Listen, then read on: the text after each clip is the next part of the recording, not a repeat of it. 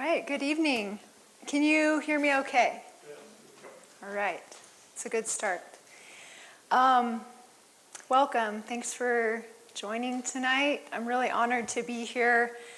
I have known Bob for a long time and we'll speak a little bit to that. And so it's really just such a cool, magical part of doing this work that I get to work with such remarkable people, really doing what they love and care about. And so I'm excited to share our work on the Upper Verde and also a little bit about what American Rivers does.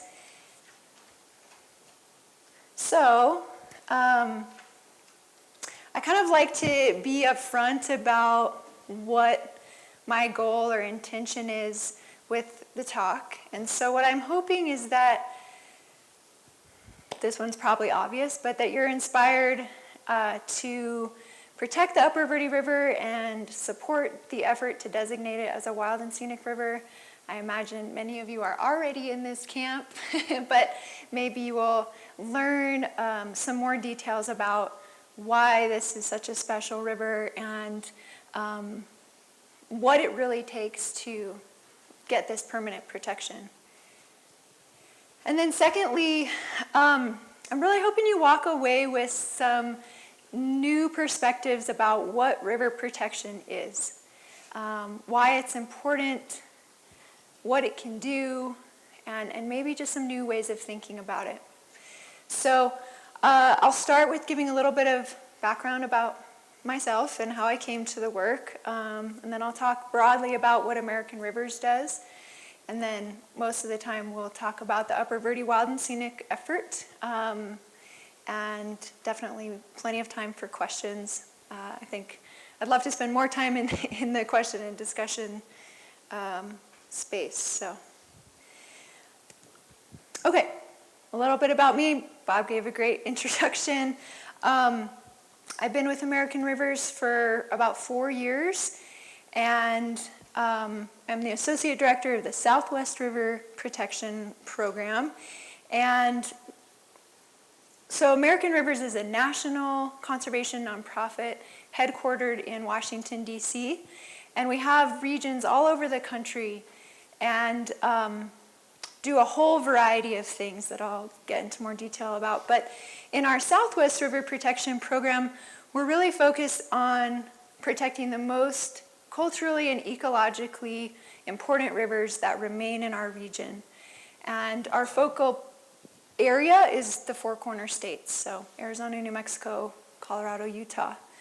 Right now, it's just myself and the director of the program, Mike Fiebig, that are specifically in the river protection program. There are other people in the Southwest that do all kinds of related work, but in slightly different programs in American Rivers.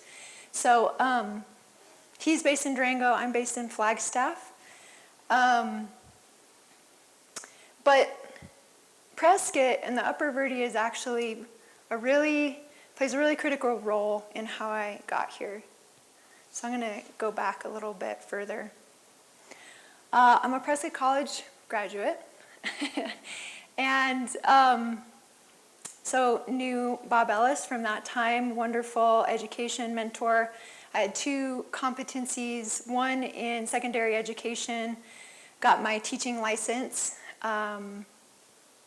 to teach at the 9th through 12th grade level, and my second competence was in peace studies, kind of a niche discipline of poli-sci, but always intrinsically interested in how do you create positive change in the world, how do you pursue social and environmental justice, and I maintain, I think, that education is one of the most powerful ways of doing that. And so I taught for a good amount of time that I'll tell a little story about in a minute. But from Prescott College, I went many years later to Northern Arizona University and got my master's in sustainable communities, which is about the most Prescott College degree you can get at a state university. And really what that is a graduate degree where you design your own pathway, by and large. And if any of you are familiar with Prescott College, that's right in line with that philosophy. But the core coursework is rooted in social theory, social change, political organizing, and then from there you get to build whatever you want to do with your thesis work. And so I had always had an interest in water. I think basically if you have any real desire to create positive change, particularly in the Southwest, you start realizing that water is really important. And so I was one of the first students in the free-flowing rivers lab, which is run by Dr. Danielle Perry. And she's doing really incredible things, all centered around water policy and river advocacy. And what I did my thesis work on really was this beautiful thing that kind of fell in my lap, to be honest. But I got linked up with Black Mesa Trust, which is a Hopi-led nonprofit, and they were really needing support and capacity for their work to protect the Little Colorado River.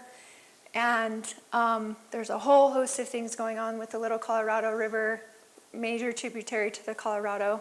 And the confluence of those two rivers is an incredibly important site to numerous indigenous nations, and particularly the Hopi.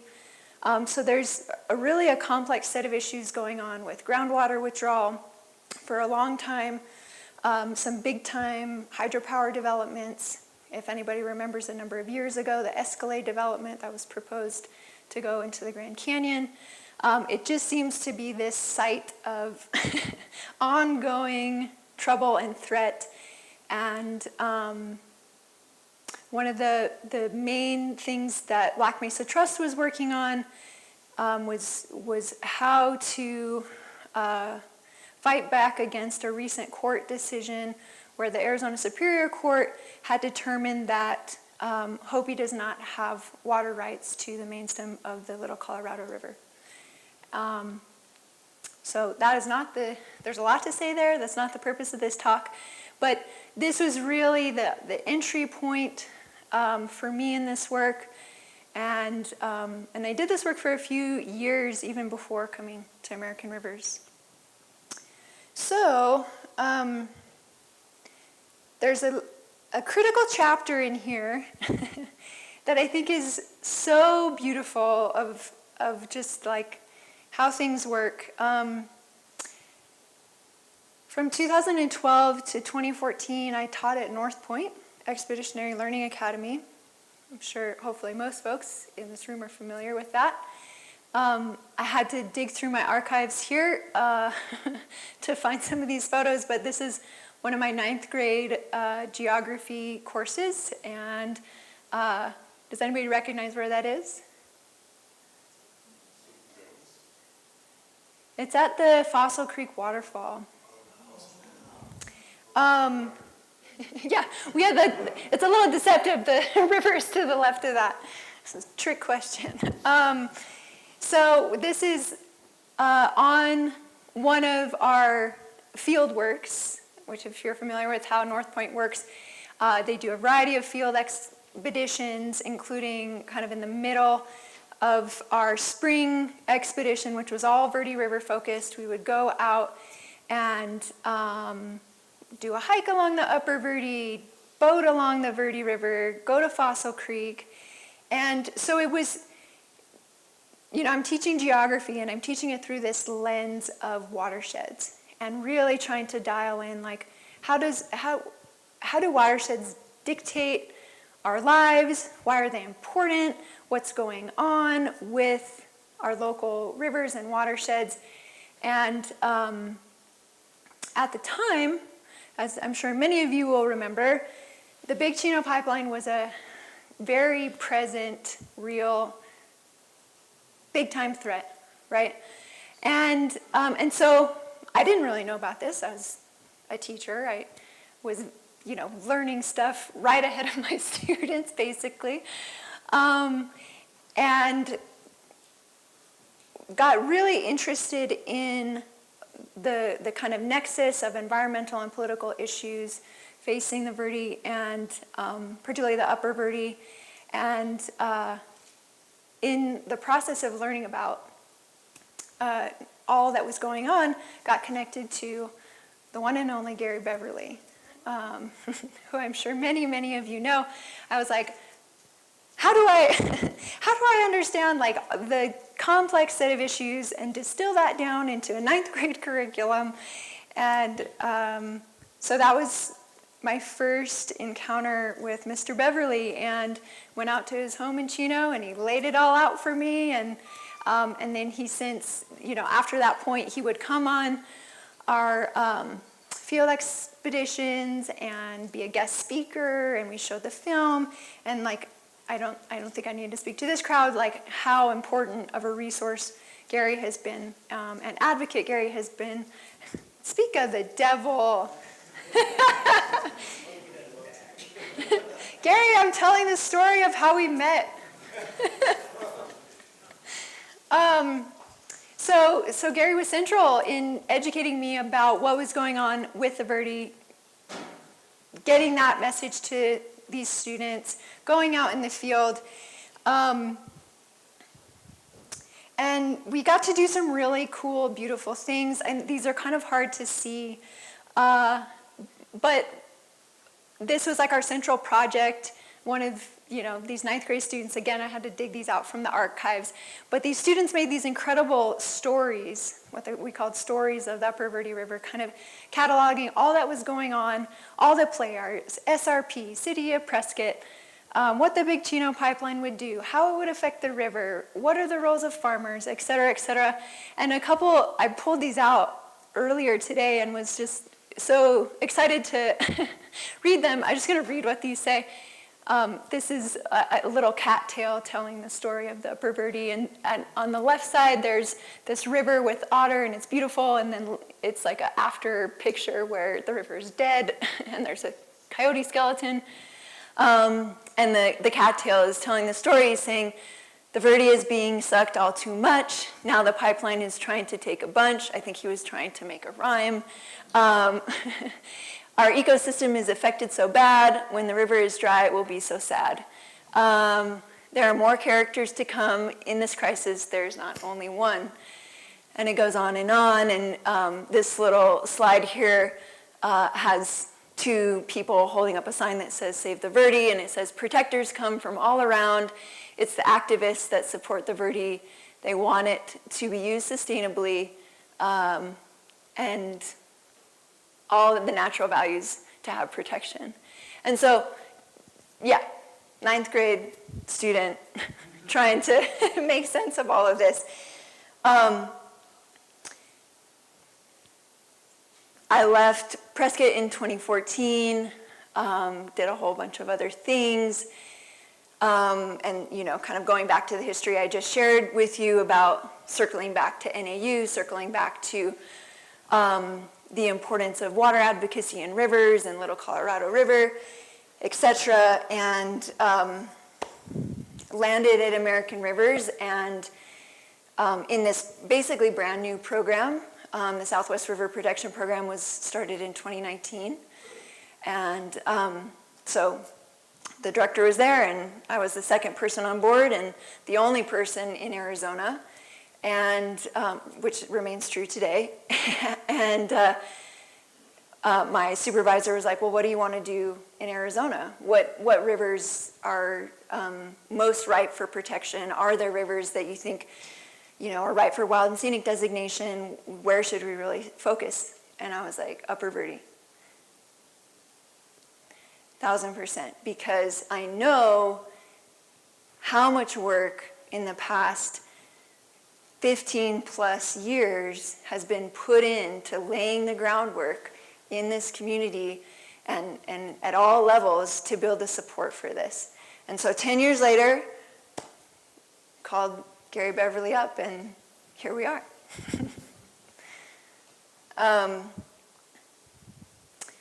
Okay, so that's a little bit about how I came to this. And I don't think I said this, but in the Upper Verde Wild and Scenic campaign, I'll talk about all the people and coalition members that are involved in that. I'm kind of the de facto coordinator of it. So that's my role. But before we get into Upper Verde stuff, I just want to talk a bit about American rivers and kind of hone in on that question or that hope that I was saying of like maybe folks could walk away with some new perspectives about why do this. So what do y'all think? Why rivers specifically? Birds. Hotbeds of biodiversity. Got an educated crowd in here. Concentrates the life in the desert. Concentrates the life in the desert. It's the lifeblood of the whole world. Lifeblood of the whole world. Mm-hmm. And the area that the runoff comes from, which is being destroyed at a very rapid pace. Mm-hmm. Native fish. Native fish. Any other thoughts? All right. Well, you're all right. All those are correct answers. And I'm going to dig into a couple more reasons. But I particularly like this idea of like there are these concentrated entities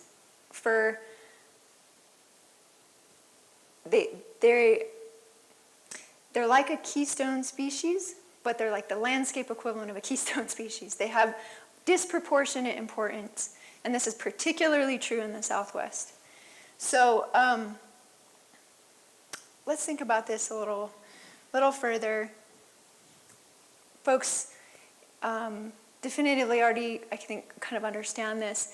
So thinking about river protection as biodiversity protection, and or you could think about that as a wildlife protection, right? Sometimes people don't always make those connections necessarily. Like folks who do a lot of wildlife conservation don't always necessarily make the bridge to the need to protect rivers.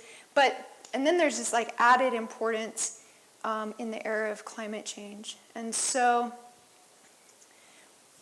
I don't need to cite this whole thing, but essentially 75% of land in existence is significantly altered by human activity.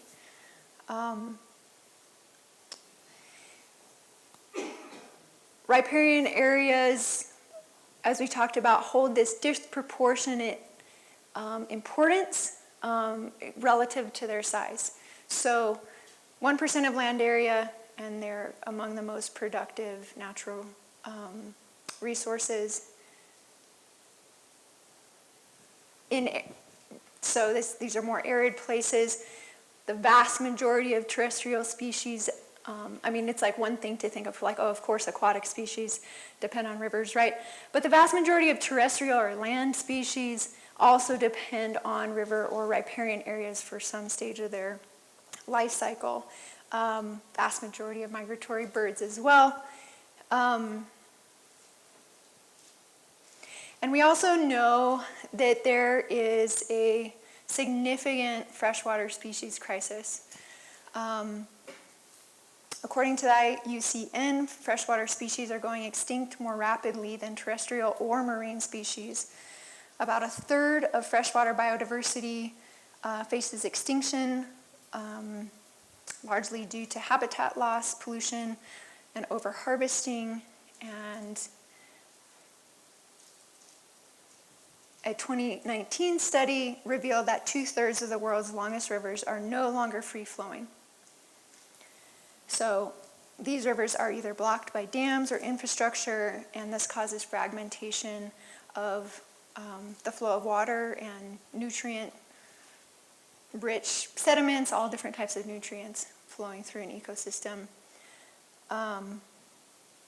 So these are, I think Anybody who's kind of cued into the biodiversity crisis, it's very sobering and very saddening. And so to me, this is one of the reasons why there's value in specifically focusing on river protection and freshwater riverine systems, because of this kind of crisis moment and their outweighed importance. And in the era of a warming climate, our rivers become, well, or most of them, they have the capacity, many of them, to become what is known as climate refugia. So a refuge for species as things get warmer and they need to transition in and out of zones. This can look like a whole lot of things. A simple way of thinking about it is like colder water headwater streams.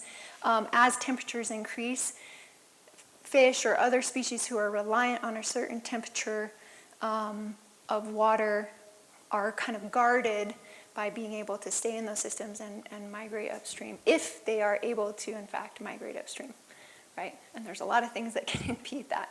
I was just talking with Bob about, of course, the focus of NHI and the Mogollon Highlands region and how rich of a biodiversity area this specific ecoregion is, and the transition point. And one of the reasons is as rich as it is because it's that transition point. It's a migratory corridor, and all of that becomes increasingly important as less and less areas become habitable, right, for different species.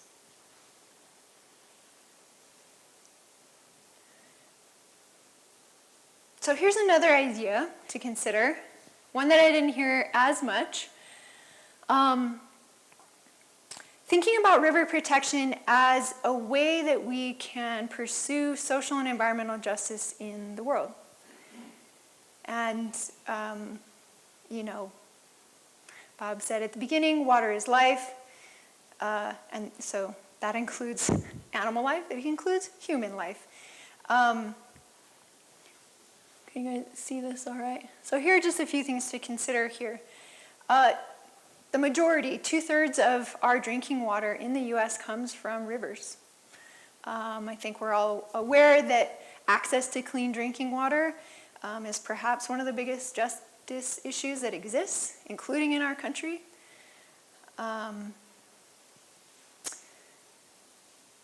Rivers offer, for most people, the closest natural area that access to it. So nearly every person in the US lives within a mile of a stream or a river, and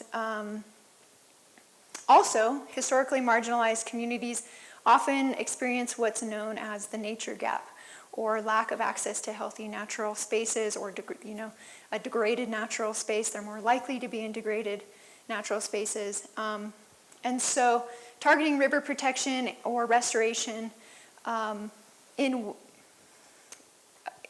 communities that have been historically marginalized can be a really effective way of addressing this nature gap. This is true for many populations, I think, but it's fair to say particularly true that rivers hold significant cultural importance to tribal nations, and with really critical religious or cultural sites often affiliated with rivers.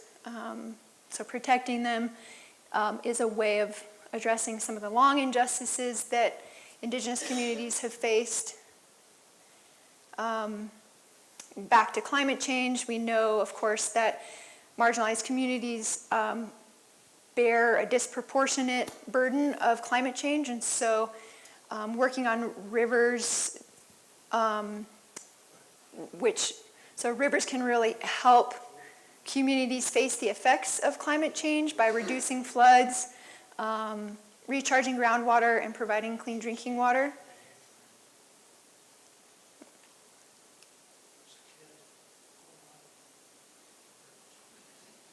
All right. And then there's the kind of the policy end of this, which is who has access to decision makers to conservation initiatives to power. And really much of my work is related to reorienting who has access to the decisions that most impact them when it comes to their rivers or waters. And so a great example of that is the Little Colorado River work. This is just one of my favorite humans in the world, my wonderful colleague Larry Foster. He's at the confluence of the LCR and the Colorado there, and he works with us a lot on our LCR work, and he's been advocating for the river and the Navajo Nation basically his whole life, but hasn't necessarily had access to the things that American Rivers has access to in DC for decision makers. Another example of this, if folks maybe follow any of what's been going on recently with hydropower projects, this is a big chunk of my work in the northern part of the state. So hydropower basically categorically destroys rivers. And the other side of that is it often disproportionately impacts marginalized communities, or those big industrial power projects are sited in marginalized communities. So this is playing out in real time on the Navajo Nation. And so we just had a big win here in the past couple of months where the Federal Energy Regulatory Commission denied 7 of these projects, all of which were proposed on Navajo Nation land, 3 of which were proposed on the Little Colorado River.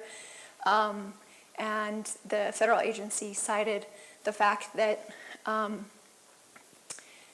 the projects weren't supported by the tribe. And what's remarkable about this is a reversal of FERC's policy. FERC is the Federal Energy Regulatory Commission. Historically, they have greenlit these projects regardless of what a tribal nation says about it. So yet another example of the nexus between river advocacy and environmental justice. And then just lastly, one of the projects that we work on in New Mexico, I realize you can't see that super well, is preventing a hard rock mine that is proposed on the headwaters of the Pecos River, which is just south of Santa Fe. And this river was already hugely contaminated by a mine spill in the 90s, killed 90,000 fish, and then contaminated the drinking water of the village of Pecos, which is 90+% Hispanic, and relies on the river for not only their drinking water, but agricultural water and recreation, like a whole recreational economy. So the point here is that,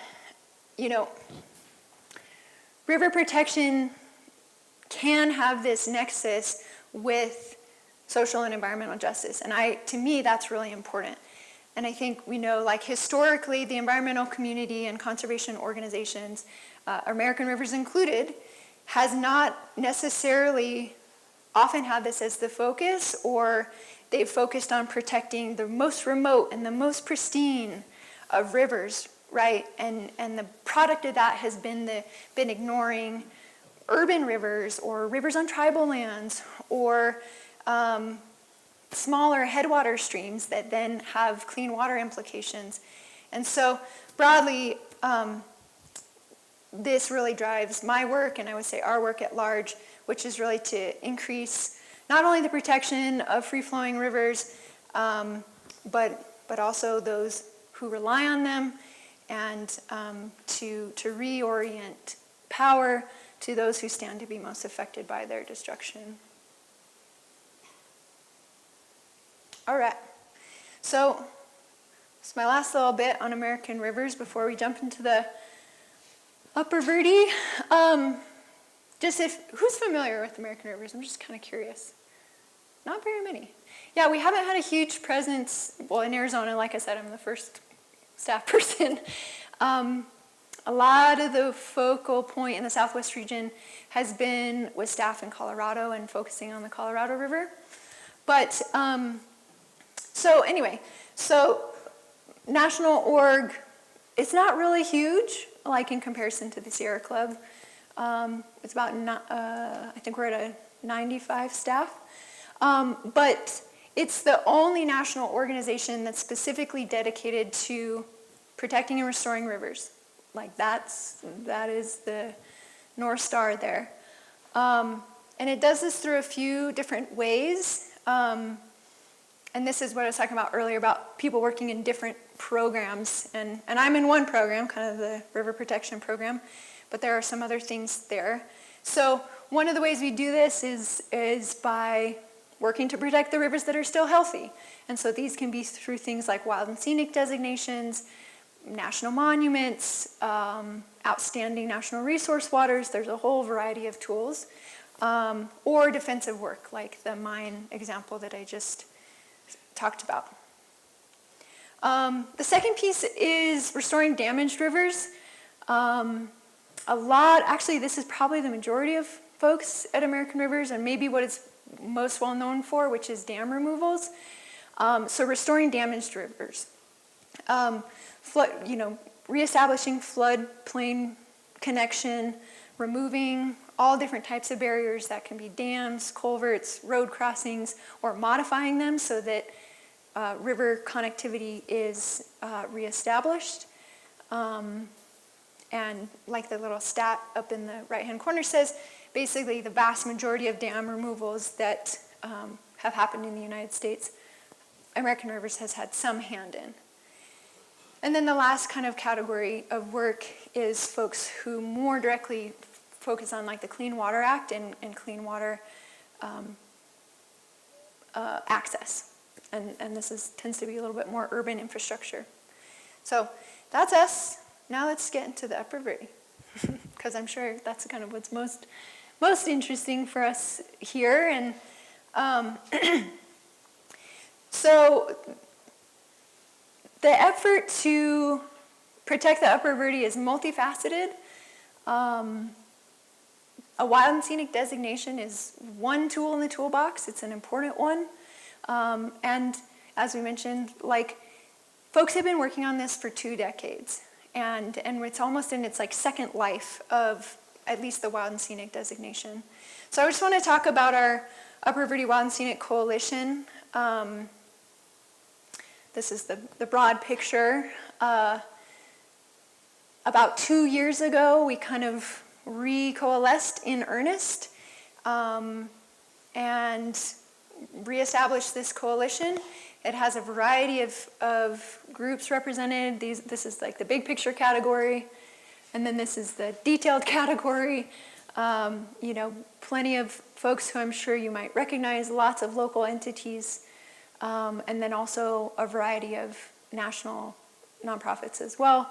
And the direct involvement of the Yavapai Apache Nation has been really critical and important. And they've been there since the beginning. So that's kind of who we are.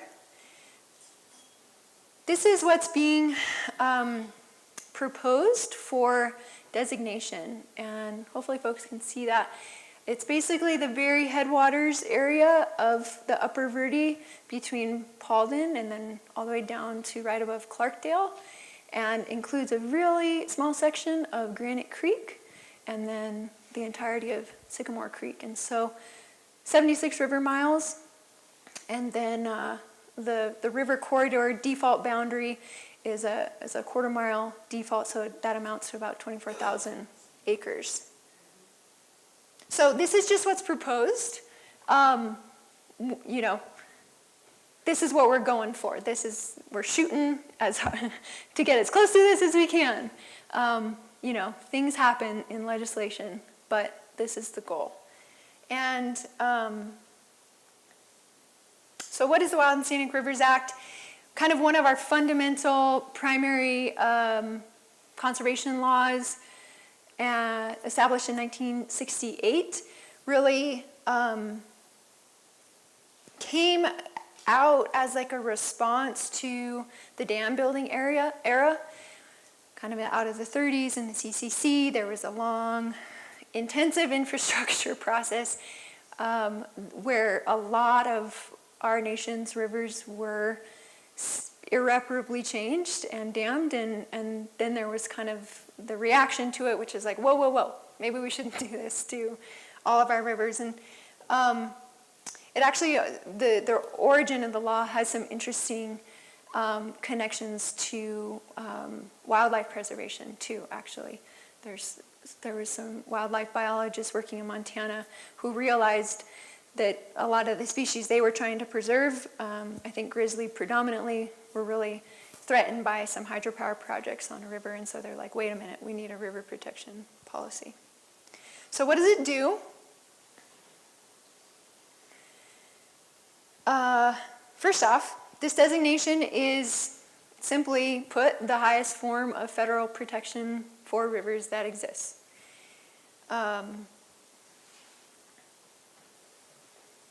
What it does is protect free-flowing rivers that have outstanding values, and there's a lot of nuance we could get down into if folks have questions about that. But basically, they can be designated in one of two ways,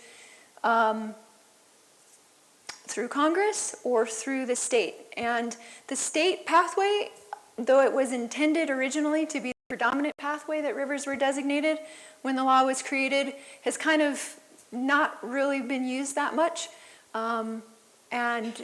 Basically a state has to have their own river protection program established that is functional and protecting rivers. California is a good example of this. And then they get to kind of nominate their state rivers to the National Wild and Scenic River System. Arizona does not have that. So that's not an option open to us. Only the congressional pathway. And so the whole system is relatively quite small. So to date, 13,000 plus miles, 228 river segments. To put this in perspective, this is less than 0.5% of all of our rivers. So it's very, very niche kind of designation. There are some other ways that the Act protects rivers beyond congressional designation that we can talk about. But so just by comparison, more than 75,000 large dams across the country have modified 600,000 miles of our rivers, or about 17%. And that's a kind of, could be upwards of 20%. So who knows what the other two wild and scenic rivers are in Arizona?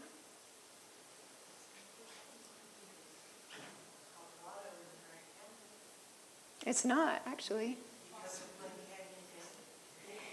The question was, what are the other wild and scenic rivers in Arizona? Fossil Creek. The lower part of the Verde. Yep. So Fossil Creek, designated in 2009. It's about 16.8 miles, tributary to the Verde. And then a lower segment of the Verde, which was designated in 1984, is about 40 miles. So we only have two here in the state, soon to be a third. This is a little bit down in the weeds, but there are classifications within a river segment, or within a wild and scenic river, that aren't really relevant to the protection it gets, but have to do with how developed a river segment is. So a wild and scenic river is the least developed, meaning there's not roads nearby, there's not bridges, things like that. And then it kind of goes down from there. A scenic wild and scenic river can be partially developed, and a recreational river is quite developed, so it can have boat ramps, things like that. Regardless of the classification, any wild and scenic river is administered with the goal of protecting, enhancing the values that it was designated for. And kind of by virtue of, well, we can get into that. Maybe I won't say that. So the wild category has some extra protections to it. So what does it do? The Act preserves free-flowing character. What this means, this is a kind of a funny language, it does not mean that it guarantees the river will flow or that the river will have water in it. That's a more complex equation.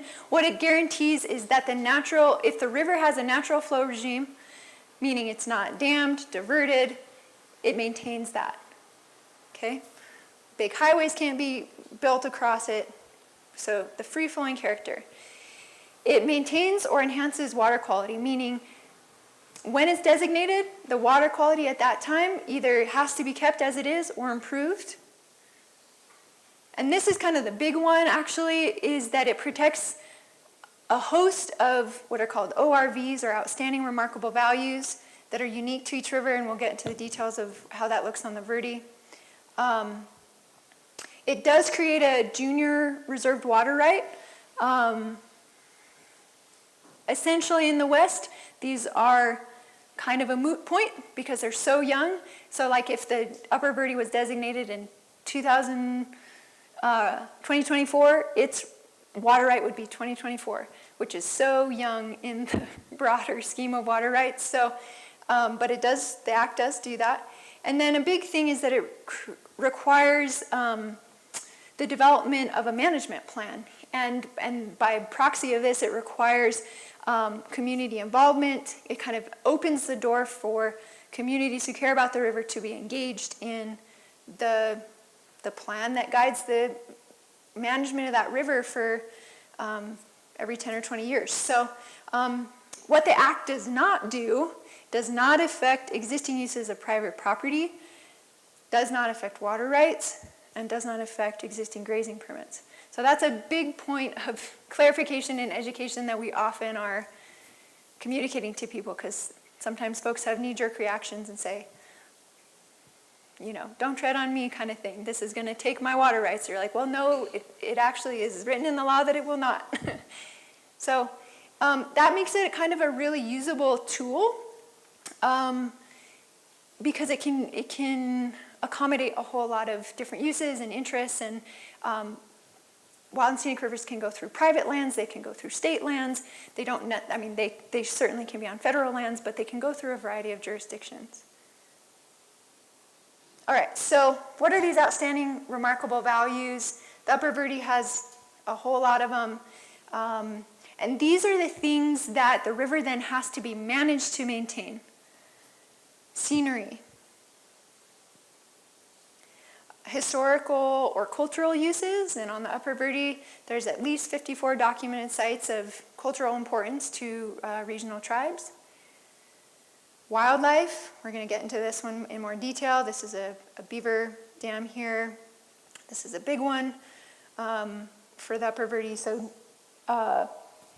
within the wildlife category, there are 21 species in the Endangered Species Act that are supported by the broader Verde watershed. And then the Upper Verde specifically is one of the last best native fish habitats, and we'll get into some details about that. Oh boy, sorry, that was my timer. I'm almost there. There's a recreational value, so folks that want to hike or bird or boat, this ensures that that is a value that has to be considered and managed for. And this is not a value particularly, there are other ones for geology and potentially some others, but there's this whole economy right around the Verde River in general, particularly downstream, and so we just like to mention that the Verde Railroad and Verde Valley agriculture is really reliant right on the headwaters of this river being functional. So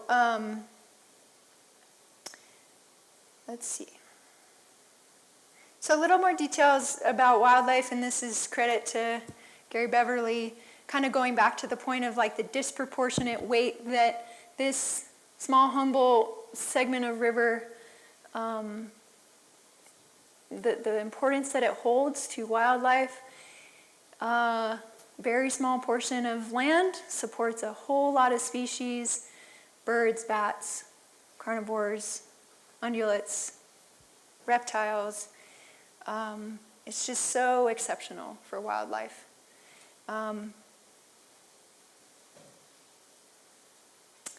particularly exceptional for native fish. This is changing, unfortunately, as the flows go down. We're just recently reviewing some new research that is sort of showing that because of decreasing flows in the upper part of the Upper Verde, there's less quality native fish habitat for certain species.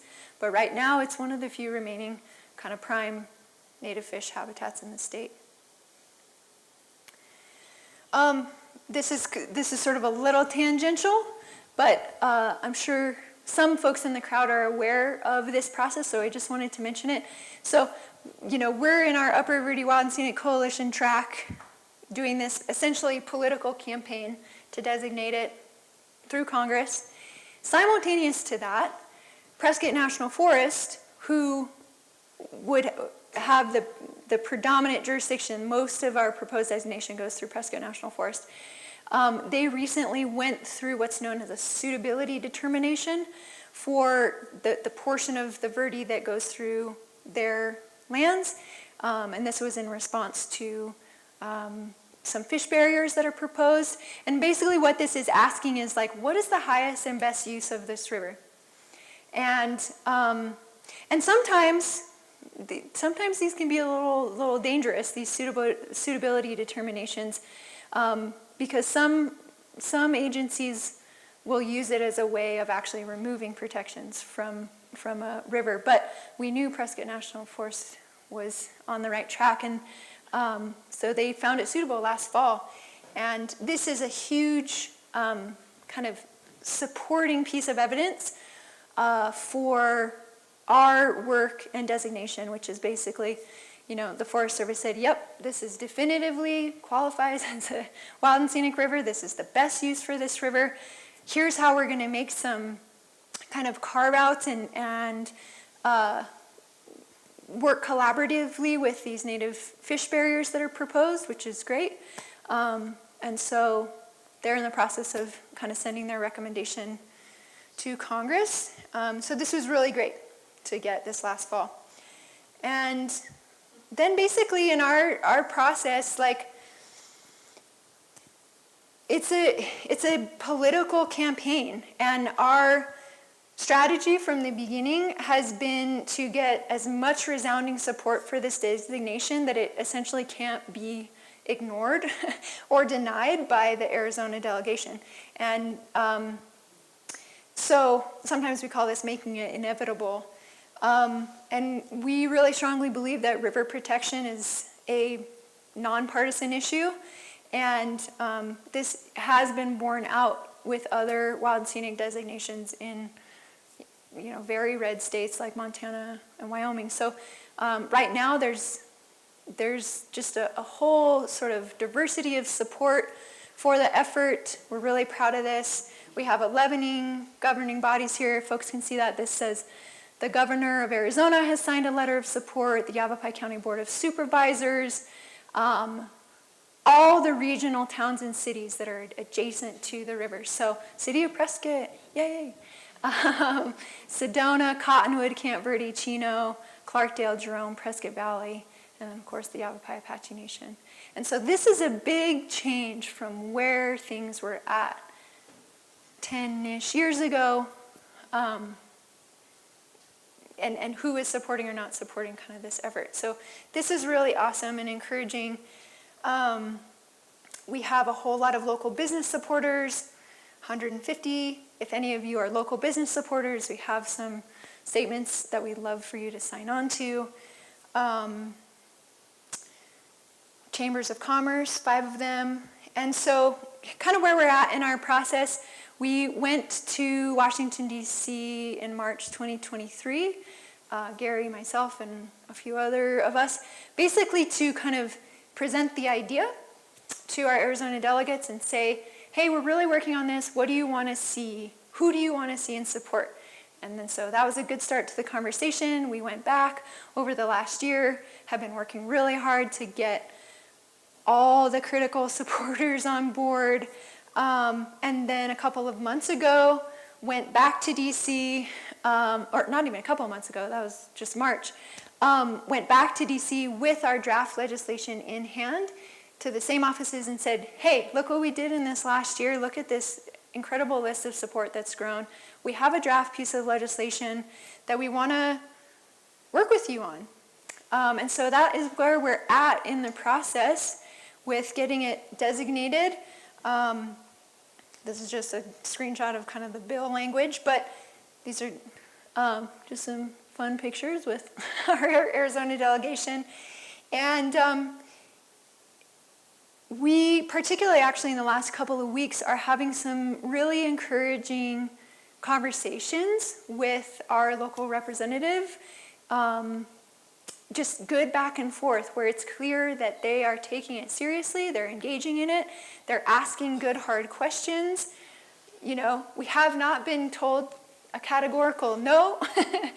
We don't have a sponsor yet. We don't have somebody who's like, yep, I'm going to run with this bill. But we are working on it. So I have a couple, hopefully the sound on these puppies works, but I just wanted to share a couple of these just very tiny little videos from our most recent DC trip. I'm Nancy Reese here on behalf of the Yavapai Apache Nation. And I'm Nikki Check, former mayor of Jerome. We are wrapping up a wonderful week here in DC, advocating on behalf of the Upper Verde Wild and Scenic Coalition. We really want to thank Representative Crane's office for meeting with us. We're really hopeful that we'll have some bipartisan legislation moving forward to permanently protect the Upper Verde as a wild and scenic river. Well, you know, sound bites for social media. I feel a little bit embarrassed about this one because I'm talking, but it gets a good point across. Hi, I'm Rachel Ellis with American Rivers, and I'm here in DC at our Wild and Scenic River Hill Week with Nancy Reese from the Yavapai Apache Nation and Tony Joya, former mayor of Camp Verde. And we just want to thank all our supporters in Arizona, our 11 governing bodies, 145 local businesses, 5 chambers of commerce, and over 500 individuals who are supporting our campaign to designate the Upper Verde as Arizona's next wild and scenic river. Your support has meant so much for us here in DC, and we're excited for our next steps. So that's kind of brings us to the present day with where we're at with the campaign. Feels like a lot of good momentum. I mean, what I just said in the video is incredibly true. It is so critical in front of decision makers to be able to say, look at this, you know, laundry list of all these supporters. So thank you for being amongst those. And then if you want to get involved further, there are a variety of ways to do so. I had mentioned if you're a local business owner, we have business owner specific supporting statements. Our website is kind of the best place, or there's a sign-up sheet in the back too. If you're just an individual that says, I want to be in support of this, and also if you want to be kept up to date with the campaign, that will get you on our listserv. There's some ways of donating to help support the campaign. There's some of these cards back there. And that is it. So just kind of in closure, I want to reiterate my thanks to Bob and the Natural History Institute for hosting me and for doing this incredible exhibition specific to the Upper Verde and the effort to designate it as a wild and scenic river. And yeah, I would love to engage in some discussion, answer folks' questions, and if folks have things they want to share about maybe something that was new for them about how to think about river protection, that would be cool to hear. And then I think I'll just close with, just because I love this idea and thought so much, which is pointing toward a saying, I'm going to try and get this right, from Tom Fleischner, which is, natural history is the practice of falling in love with the world, which I love. It's like just in terms of letting that sink into your heart. And then for me, doing this kind of work is putting that love into action. And that's it.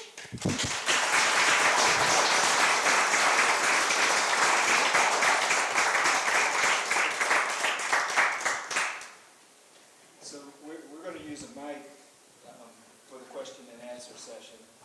And if you have a question or want to make a comment, just raise your hand and wow, wow. All right, that's good. Is this mic working? No, I don't think so. There we go. And this is for the online audience, so they can hear the questions. I'll start right here. First off, thank you for your passion and your love for this. Observation, you forgot one element in that one slide about things that we need to value and protect and save. I didn't see a picture of any one of us. There's a boater, but My point is Yeah. that unless we can get all of us being aware of this, there's nothing to drive it. And that leads me to the one question. The towns and cities that you say are now expressing interest, are they interested in actually changing policy in order to get this done? Because that's what it's going to take. yeah, good question. I mean, all the towns and cities listed there so far have either passed official resolutions from their, city councils or signed letters of support. So they've indicated their support in that regard. I wouldn't say that policy needs to be changed. The policy exists, it just needs to be passed. The Upper Verde Wild and Scenic Bill needs to be passed. Beyond that, I think it's a really compelling question to think about what types of things can local cities and towns work on policy-wise to protect their groundwater, for example, which tends to be regulated at that level. Yeah, that's a big one. Things that can be done at the state level, including, like state river protection programs. So I can't speak for, what those towns each are wanting to do, but you raise a good point about the different levels that advocacy needs to happen on. What's your strategy or your vision for the next few steps to get to the end, to get a Wild and Scenic River out of this?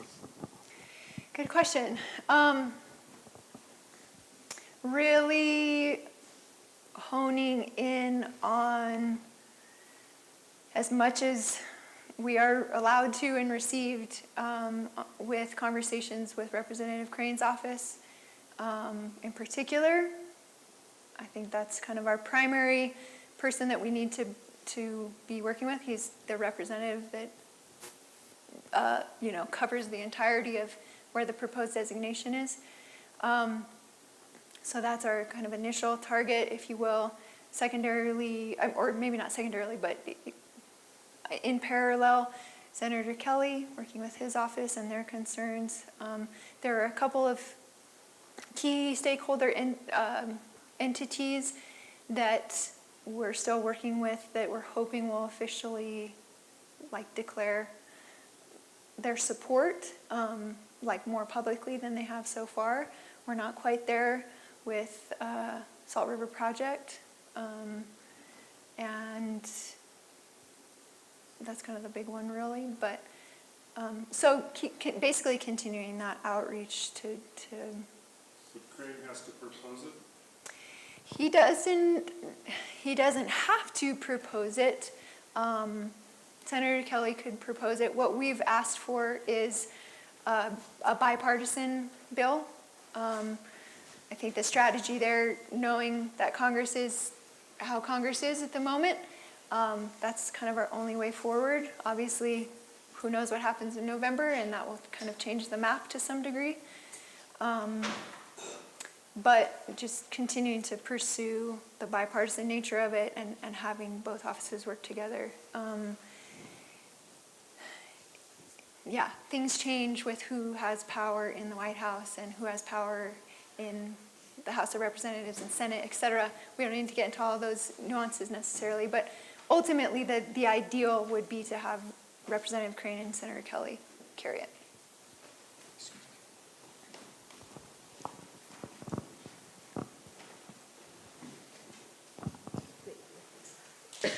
Excuse me, about 7 or 8 slides ago, you mentioned different animals that were protected, or, that the river did for them, would you please define the word ungulate? Oh, that's a great question. Thank you. I am not a wild, I mean, this is a hooved animal, right? Like a deer or Cow or? elk. Elk, okay. Yeah. All right, thank you. Yeah, to be clear, native ungulate, we're not talking about domesticated cows.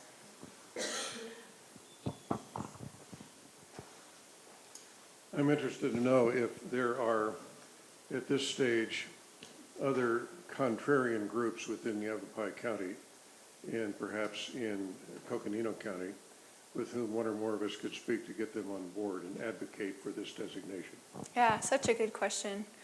So, a great thing about where we're at this stage in the campaign is there has not been a singular kind of loud voice of opposition. There are some quieter oppositions, or at least folks who are questioning, or sort of categorically tend to not favor these types of designations. The Arizona Cattle Growers Association kind of fits into that category. Again, it's not like they've come out and said, nope, we are against this. They haven't. Nobody has, thank goodness. But that's a kind of a main target that I think will be very important for convincing our elected representatives that they have good, broad support to move forward. Arizona Game and Fish Department, state agency,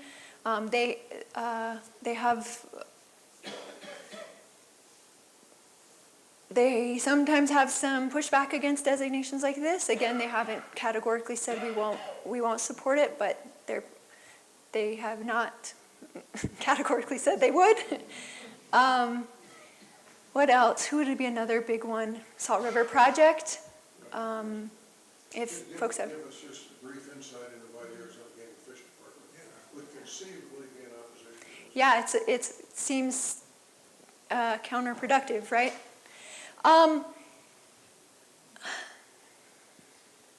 I think it's to distinguish, there's the Arizona Game and Fish Commission, which tends to be politically and ideologically oriented a bit differently toward and in opposition of federal designations.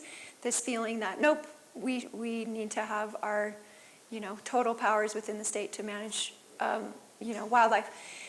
That is a bit different than Arizona Game and Fish Department staff. There seem to be a number of local staff, and particularly fish biologists, who are like, yeah, this is great. So kind of bridging that divide is some of the work, and why there's that pushback, I think largely is kind of a misconception or a miseducation. We're working through that with them. We've had a number of meetings really trying to dig in, but there seems to be this conception that somehow this designation will impede their ability to manage for the species that they are supposed to manage for. And, we've done this big stuff to work with the proposed native fish barriers so that those can be accommodated within a Wild and Scenic River designation, which was like a huge thing for the fish, for game and fish biologists. Our argument is basically like, well, if you're managing well for a species, that intrinsically aligns with good management for the river, and vice versa. I think you make a very important distinction. Would you please use the mic? I think you make a very important distinction in that the Arizona Game and Fish Department is not a unitary body. Correct. The yeah. commission is sometimes seen as a political entity Yep. and might have different motivations than professional staff. That is very well said. That is exactly right. We have time for a couple of more questions. You mentioned that there were 3 different categories of wild and scenic, the wild, the scenic, and which would the Upper Verde be? Or would that be determined after the fact? All the above. So multiple, it doesn't have to be one thing. A wild and scenic designation can include different sections with these different classifications. And they often are, actually, to accommodate all the things that happen along river corridors. So we have proposed this in our draft legislation. I think it is somewhat likely that it will shift and change. Some of the bounds of these classifications might change as we go through the process. I'm sure Rachel wouldn't mind sticking around answering your questions, but we do have time for one more question. Anybody have a burning one they want to get to? There we go.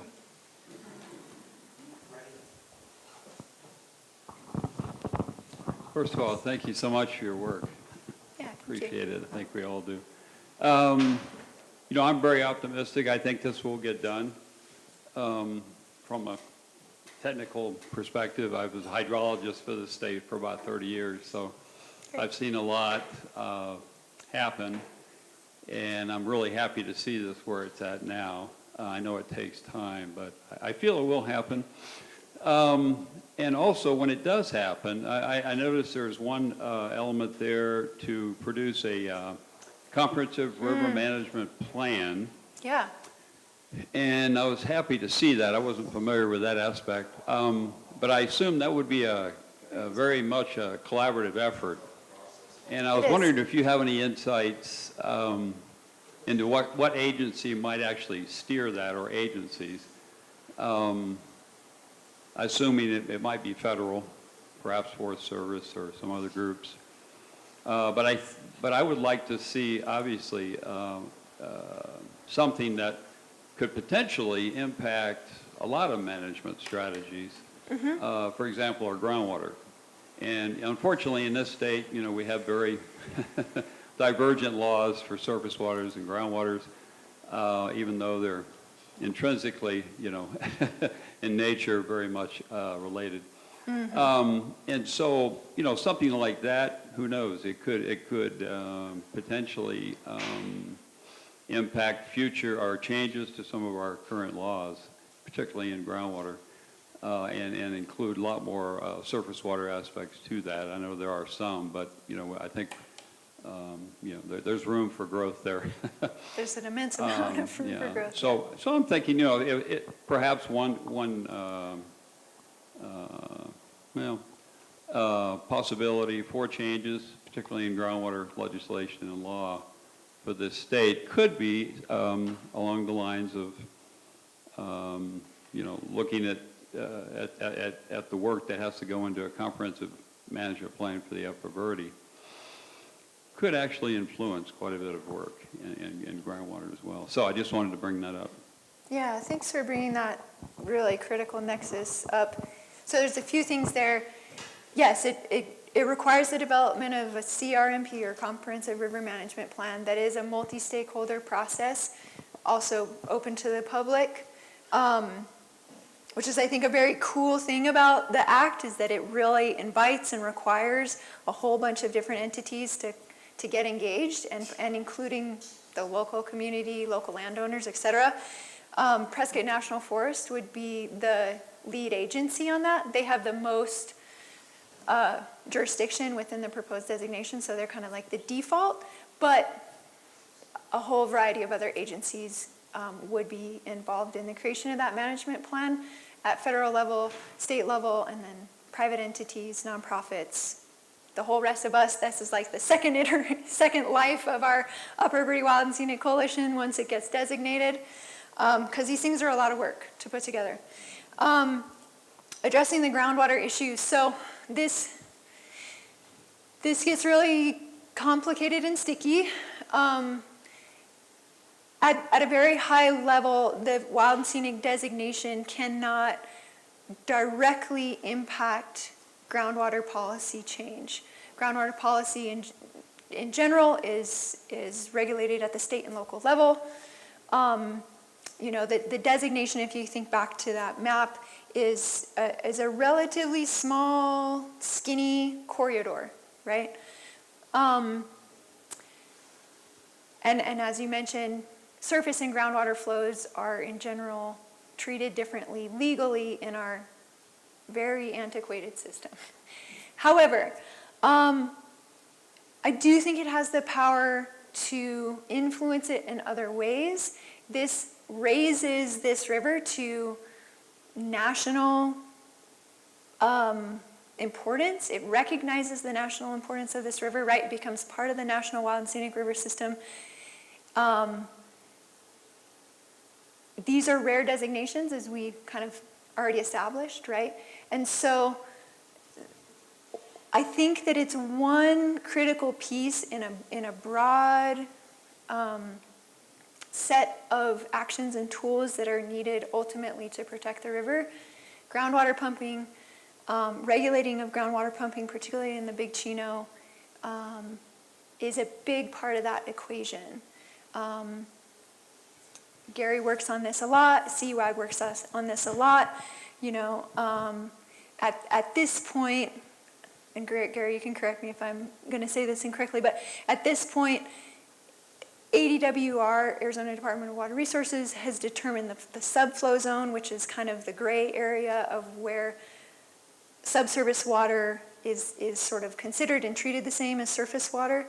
That zone is not going to be able to be impacted like where the river is. It doesn't extend to where the bulk of the pumping is happening in the Big Chino. So we can't, it's this really tricky thing. It would be amazing if we could address that through this designation. However, the other side of that coin is that with this designation would be nearly impossible to do because of all the complexities about the hundreds of individual wells and et cetera, right, that go into that groundwater pumping equation. And so that's why we need multiple arrows in our quiver, if you will. Thank you, Rachel. Thank you for your work. Let's give Rachel a hand, please.